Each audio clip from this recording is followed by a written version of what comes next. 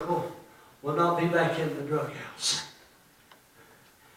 But your inner circle will put you in the presence of Christians, will put you in the presence of godly people that can help you and that won't hurt you. Sure, we've all been hurt. We've all went to those folks and we've confessed. I will tell you, I had some preachers one time. I thought they were some of my best friends. I preached for them. I held revivals for them, several of them. And then one day, and then let me just say it like this. And as I said in the beginning of this message, and I want you to hear me tonight, there were things that happened that I brought on myself. My daddy didn't do it. My mama didn't do it. But I brought it on myself. And when I did, I brought a curse upon my life. You understand what I'm preaching tonight. I know that some of y'all look at me like, preacher, I don't know about this. But until you've been there, you'll not understand. But I will tell you this also. There's some things that your daddy and your mama can drag down through generations. There's some stuff that we were preached when I was a boy that it was supposed to be holiness. That it was no more than somebody trying to control a group of people. That's all that it was. It was no more than somebody, and I'll say this, some of it was through ignorance, and I know y'all ain't shouting, but that's okay. Some of it was preached through ignorance, but some of it was preached through a spirit of rebellion. Some of it was preached through a spirit of bitterness.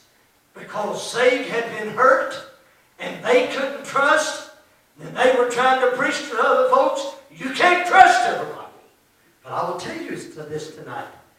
God has people that He can place you in your path that you can trust, that you can come to. I'm trying to help us tonight. Now, confess the sins of your past. Be willing to forgive your parents, your grandparents, your generation of yesterday. Be willing to forgive them. You hear me tonight? I know this. I know this. And I want to help us tonight. Listen, I know we're adults tonight. There are things that happen to children when they were little, when they were small, that it was not the child's fault, but it was because a curse that was brought upon their generation that their family dealt with. And those children carried those things down through their lives. And they've been taught, well, if you've done this and you've done that. But let me just share this with you. God's speaking tonight to tell you that it's in the power of the tongue.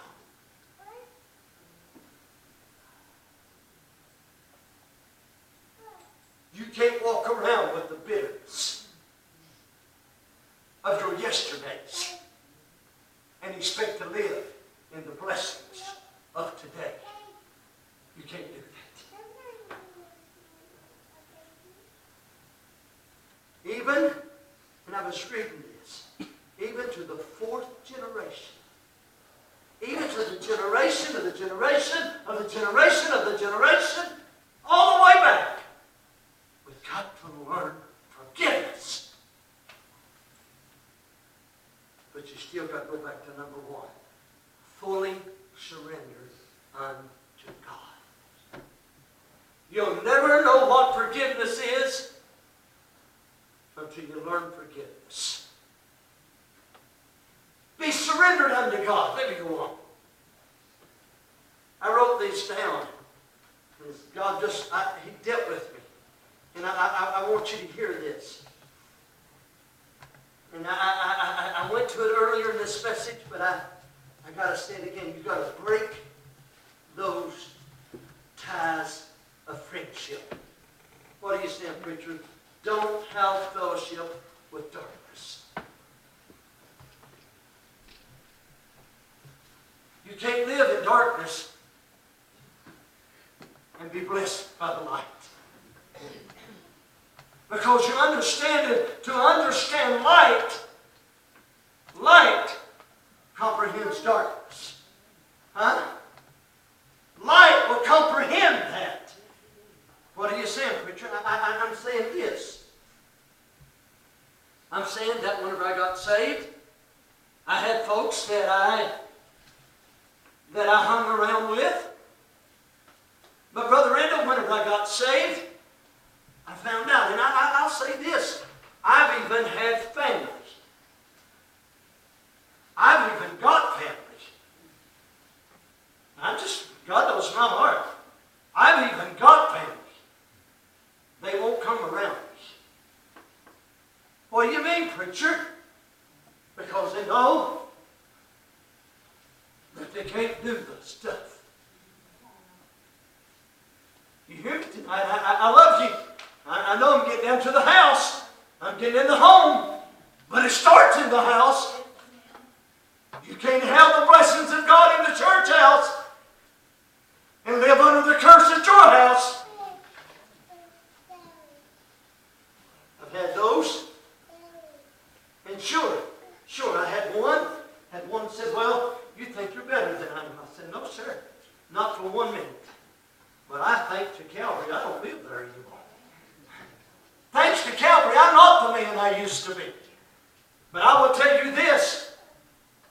If I do not keep myself under the subjection of an Almighty God, if I do not pray and seek the Lord, if I do not do that which He's called me to do you realize how easy that it is that you can fall back under the curse and fall back under that and be there and die and go to hell when the Lord comes?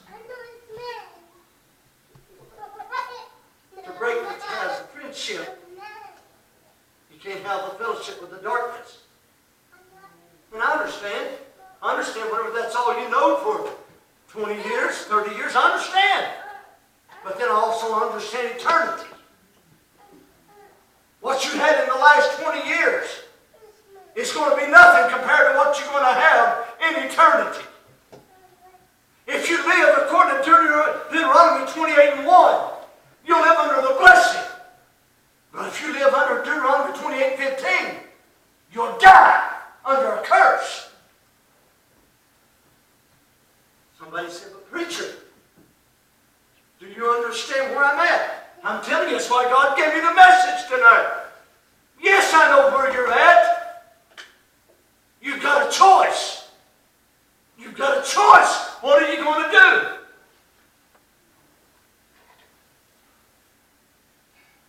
Would you put up Proverbs again? I know that I keep going back to that, but I want you to understand. You've got to break the curse lines of the demons. You've got to break those lines. You've got to quit going back over there.